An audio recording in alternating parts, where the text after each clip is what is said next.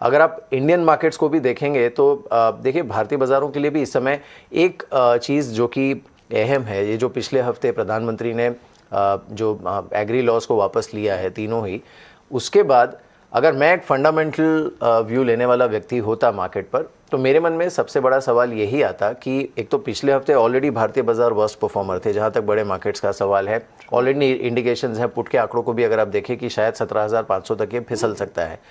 अब बड़ा सवाल ये होगा कि दिसंबर से, खासकर मिडल ऑफ दिसंबर से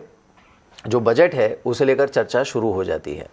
और ये आप देखिए इस समय जो पॉलिटिकल सेटअप भी जिस तरह का है, उसमें क्या हो रहा है कि अब एग्री जो रिफॉर्म्स हैं वो सरकार ने वापस लिए। अब बात ये हो रही है, ऑपोजिशन से दबाव आ रहा है कि आप लेबर रिफॉर्म्स को भी वापस लीजिए, आर्टिकल 370 को भी वापस लीजिए। इससे इंडिकेशन ये मिल रहा है कि जो आने वाला संसद का सत्र होगा विंटर सेशन का, वो भी काफ़ी स्टॉर्मी होगा और शायद कहीं ना कहीं इलेक्शन का प्रभाव सरकार की नीतियों पर आगे चल के देखने को मिलेगा। तो रिफॉर्म्स की गाड़ी जो है वो स्लो हो सकती है। ऐसे में क्या होगा, बाजार को स्टॉक स्पेसिफिक देखना पड़ेगा। अब स्टॉक स्पेसिफिक भी अगर आप देखें, हालांकि जो पिछले हफ्ते बिकवाली का आंकड़ा था गुरुवार का, उसमें एक बहुत बड़ा हिस्सा पेटीएम में जो सेलिंग हुई है उसका भी था, लेकिन इस हफ्ते भी मेरे ख्याल से पेटीएम कहाँ जाकर थोड़ा स्टेबलाइज होता है उस पर नज़र रखनी चाहिए। और दूसरा, रिलायंस की तरफ से इंडिकेशंस क्या आते हैं, क्योंकि चलिए आपने ये तो कह दिया कि एनसीएलटी में से हमने एप्लीकेशन वापस ले ली है और अरामको के साथ जो डील है उसे हम रिवाइज कर रहे हैं, लेकिन वो रिवाइज होकर किस तरफ जाती है, होती है नहीं होती है, ये सारी चीज़ कहीं ना कहीं एक ट्रिगर बनेगा रिलायंस के लिए।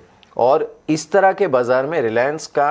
या फिर इस तरह के जो हैवी वेट स्टॉक्स हैं उनका थोड़ा स्टेबल रहना ज़रूरी है मार्केट की स्टेबिलिटी के लिए, क्योंकि अदरवाइज़ अगर आप देखें तो एक तो वैसे ही एक्सपायरी का हफ्ता है, दिसंबर में वैसे ही वॉल्यूम्स थोड़े से फीके रहते हैं, उसके बीच अगर न्यूज़ फ्लो बहुत ज़्यादा वॉलेटाइल है तो ये बाज़ार के लिए एक अच्छा सेटअप नहीं बनता है। तो मेरे ख्याल से थोड़ा सा कॉशस रहना चाहिए मार्केट में। फंडामेंटली कोई प्रॉब्लम नहीं है, लेकिन अभी अभी जो क्वार्टरली नंबर्स हैं उसको हम भुना चुके हैं। अगला बड़ा फंडामेंटल ट्रिगर आने में अभी वक्त है, अनलेस सरकार कोई बहुत बड़ी घोषणा कर दे या फिर कोई बहुत बड़ी योजना अनाउंस कर दे। तो ऐसे में क्या होगा कि फिर बाजार जो इस तरह के डेली ट्रिगर्स आते रहेंगे या फिर जो शॉर्ट टर्म ट्रिगर्स आते रहेंगे उस पर रिएक्ट करते रहेगा और उसमें पॉजिटिव की बजाय थोड़े से नेगेटिव ट्रिगर जो है उसका पलड़ा इस समय थोड़ा सा भारी लग रहा है। राइट तो यानी इतने सारे फैक्टर्स को आपको कंसिडर करके अपने लिए स्ट्रैटेजी बनानी होगी। We are in the monthly expiry week, ये लास्ट वीक ऑफ मंथ की एक्सपायरी का भी आखिरी हफ्ता है और आगे जिस तरह से डोमेस्टिक ट्रिगर्स बहुत ज़्यादा क्लैरिटी नहीं मिल पाएगी चीज़ों की, उसको चलते स्टॉक स्पेसिफिक सेक्टर स्पेसिफिक रणनीति होगी।